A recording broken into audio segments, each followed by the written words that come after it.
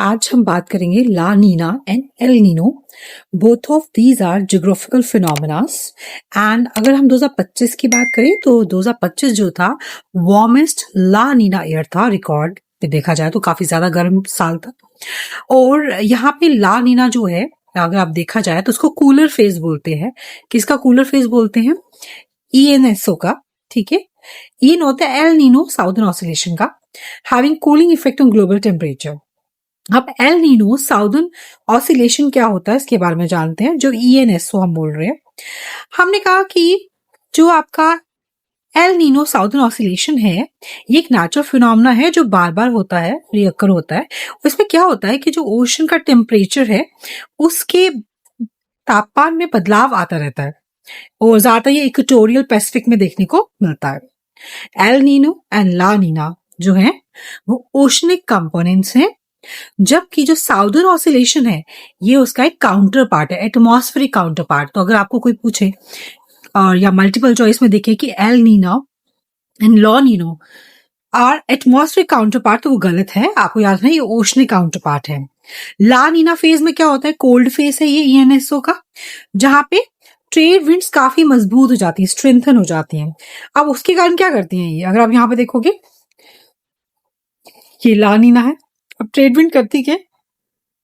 आपको ये लाइन दिख रही है, पैसिफिक ओशन दिख रहा है, ये एरिया काफी ब्लूइश और ये जो है येलो येलो वार्मर रीजन है, डाई एयर यहाँ पे सिंक कर रही है। ठीक, अब इसमें क्या होता है कि जो ला नीना है कोल्ड फेस है एनएसओ का, और जो ट्रेड विंड है वो स्ट्रेंथन होती है यहाँ पे। और जब स्ट्रेंथन होती है ट्रेड विंड तो पानी को पुश करती है, और गर्म पानी को वेस्ट की तरफ, फर्दर वेस्ट की तरफ, एशिया की तरफ धक्का मारती है उसको। और जो कोल्ड वाटर है उसको ईस्टर्न पैसिफिक पे कोल्ड वाटर ज्यादा जमा होना क्या होता है, शुरू हो जाता है। अब इसका नुकसान क्या है, इम्पैक्ट क्या है हिंदुस्तान के लिए? बिकॉज इंडिया में इसका इम्पैक्ट क्या है जो हमें टेम्परेचर वेरिएशन देखने को मिल रही है।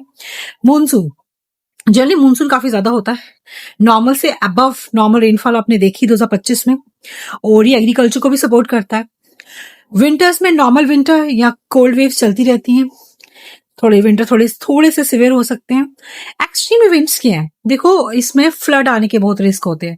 जैसे जम्मू में हमने देखा कि जो तवी रिवर है जो कभी इतनी ज्यादा भरती नहीं थी फ्लड से, काफी फ्लड आया वहां पे। सिवियर साइक्लोनिक एक्टिविटी देखने को मिलती है बे ऑफ बंगाल में, तो काफी फ्लडिंग हमने देखी 2025 में, वो ला नीना की वजह से ही थी। अब इस बार जो हमारे पास 2026 की समझ है, यहाँ पे अगर देखा जाए तो एल नीनो फेज हमें देखने को मिल रहा है। इसमें क्या होता है, वार्म फेज है एनएसओ का, जहाँ पे ट्रेड विंड जो होती है वो कमजोर हो जाती है और अलो करती है। जब ट्रेड विंड कमजोर हो जाती है स्ट्रेंथनिंग की जगह, तो वार्म वाटर को मूव करती है कहाँ? साउथ में, उस दूसरी डायरेक्शन की तरफ, साउथ अमेरिका की तरफ। और अब इसका एल नीनो जो है उसका क्या इम्पैक्ट है इंडिया पे? पहली बात करेंगे मूनसून, काफी वीकन साउथ वेस्ट मूनसून जो आप न्यूज में भी लगातार सुन रहे हैं। इसके कारण बिलो नॉर्मल रेनफॉल होती है। ठीक है, और आप जानते हैं जब रेनफॉल कम हो जाए तो क्या होता है, स्कार्सिटी आती है, फूड ग्रेन्स ग्रो नहीं करते। तो जो समर क्रॉप्स है जैसे राइस है उसके प्राइस बढ़ जाएंगे, शुगर केन कम हो जाएगा, और फूड प्राइसेस अब बहुत सोर करने वाले हैं, तो हमें इन्फ्लेशन काफी ज्यादा देखने को मिलेगी। उसके अलावा काफी गर्मियां होती हैं, हार्शर समर होता है, और हीट स्ट्रेस जैसे आप हीट स्ट्रोक वो चीज सुन रही है देखने को मिल सकता है। आप यूरोप में भी देख रहे हैं, सब चीजें हमें देखने को मिल रही है।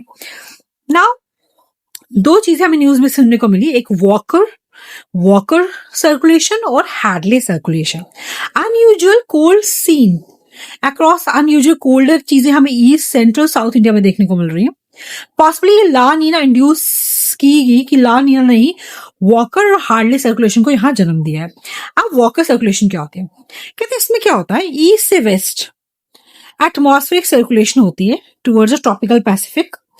इसमें क्या होता है, गरम गरम हवाएं राइज करती है पैसिफिक, वेस्टर्न पैसिफिक पे, और वो जो गर्म हवाएं होती है वेस्ट से मूव करती है टुवर्ड द ईस्ट।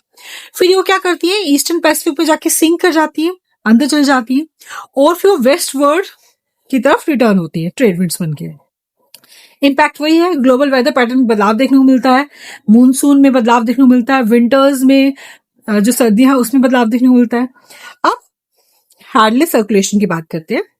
हार्डले सर्कुलेशन जो है ये नॉर्थ साउथ है एटमॉस्फेरिक सर्कुलेशन, तो आपसे पूछ सकते हैं वॉकर सर्कुलेशन तो ईस्ट वेस्ट, और हार्डले नॉर्थ साउथ।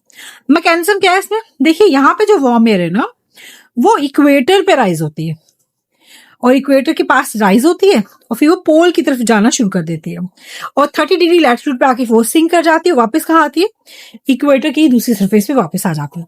इसके कारण क्या होता है, हीट पूरी की पूरी रीडिस्ट्रीब्यूट होती है पूरी की पूरी एरिया में और ट्रेड विंड्स में बदलाव आ जाती है, डेजर्ट और ट्रॉपिकल रेनफॉल पैटर्न में भी बदलाव देखने को मिल सकते हैं। तो these are the two components of geography and that are quite in news. हमारे पास एल नीनो फेज था और ला नीना फेज था।